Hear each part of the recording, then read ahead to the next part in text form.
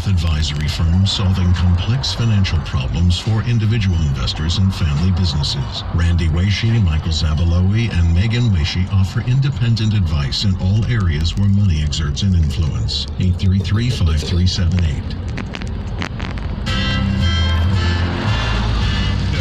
Was promising a new statement on North Korea, but in fact what he said about maximum pressure was quite consistent with what our allies Japan and Korea want to do. White House aides are still hinting at the prospect of a preemptive strike on North Korea. Today is Wednesday, January 31st, and this is All Things Considered from NPR News.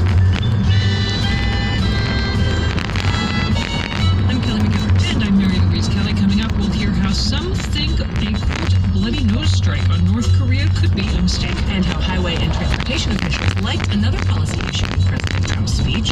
We're pleased that the president continues to highlight the need for additional investment in infrastructure. But not everyone agrees. Also, FEMA reverses course and will continue distributing aid in Puerto Rico.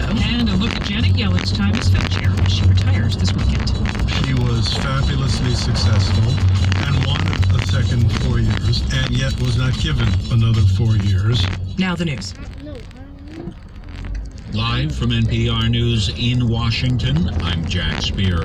South Carolina Representative Trey Gowdy is the latest Republican to announce he won't run for re-election in 2018. As Jessica Taylor reports, he'll retire ahead of what could be a difficult midterm election cycle for the GOP. Gowdy currently chairs the House Oversight and Government Reform Committee. His exit means 9 Republican committee chairmen aren't seeking re-election this November. Overall, a record 34 GOP members are retiring. Gowdy rose to conservative fame as chairman of the House Select Committee on Benghazi. He led the inquiry into the fatal 2012 attack and grilled former Secretary of State Hillary Clinton about her response. His panel also uncovered Clinton's controversial private email server she used at the State Department that became a major stumbling block throughout her White House campaign. In a statement, the former prosecutor said he is retiring in order to return to the justice system. Gowdy's upstate South Carolina district is solidly Republican.